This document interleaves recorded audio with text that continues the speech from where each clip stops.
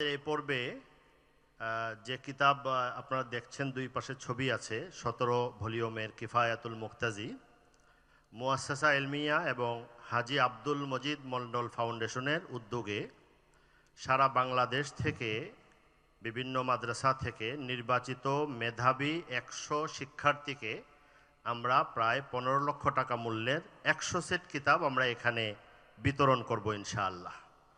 এর মৌলিক উদ্দেশ্য হলো তালেবে ইলমদেরকে আরবি ব্যাখ্যাগ্রন্থ, মৌলিক কিতাব পড়া, এর প্রতি উৎসাহিত করা, গবেষণা তাহকিকের দিক সাথে তাদের পরিচিত করে তোলা, ওলামায়ে কেরামদের ইলমি কাজেও সহযোগিতা করা, ওলামায়ে কেরামদের সামনেও বিষয়ে পরিচিত করে তোলা। তো আমরা 100 জন ছাত্রকে তো একসাথে এখানে কিতাব দিতে পারি না, কিতাবও অনেক ভারী, সেই কিতাব দেওয়াও কঠিন।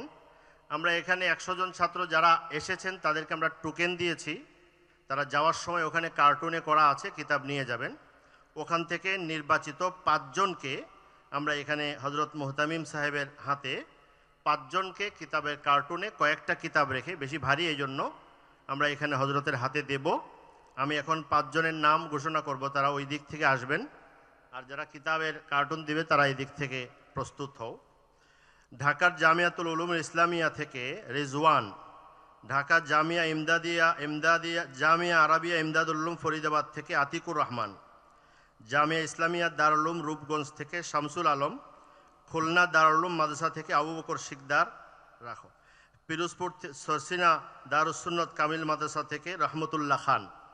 আমরা হজরত মুহতামিম সাহেবের হাত থেকে তারা কিতাব নেবেন বরকতের উদ্দেশ্যে। বাকি 95 জন ছাত্রদের সব প্রস্তুত আছে, আমরা তাদেরকে ইনশাআল্লাহ যার যার ইয়াগুলো পৌঁছে দেব ইনশাআল্লাহ।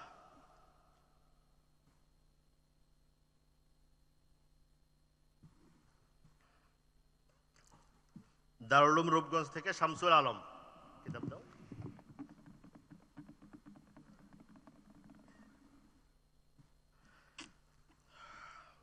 আমি সাথে আরেকটা কথা আবার স্মরণ করে দেই, এই পর্বে যে কিতাব আপনারা দেখছেন, দুই পাশে ছবি আছে, 17 ভলিউমের কিফায়াতুল মুক্তাজি, মুআসসাসা ইলমিয়া এবং হাজী আব্দুল মজিদ মন্ডল ফাউন্ডেশনের উদ্যোগে সারা বাংলাদেশ থেকে বিভিন্ন মাদ্রাসা থেকে নির্বাচিত মেধাবী 100 শিক্ষার্থীকে আমরা প্রায় 15 লক্ষ টাকা মূল্যের 100 সেট কিতাব আমরা এখানে বিতরণ করব ইনশাআল্লাহ। এর মৌলিক উদ্দেশ্য হলো তালেবে ইলমদেরকে আরবি ব্যাখ্যাগ্রন্থ, মৌলিক কিতাব পড়া।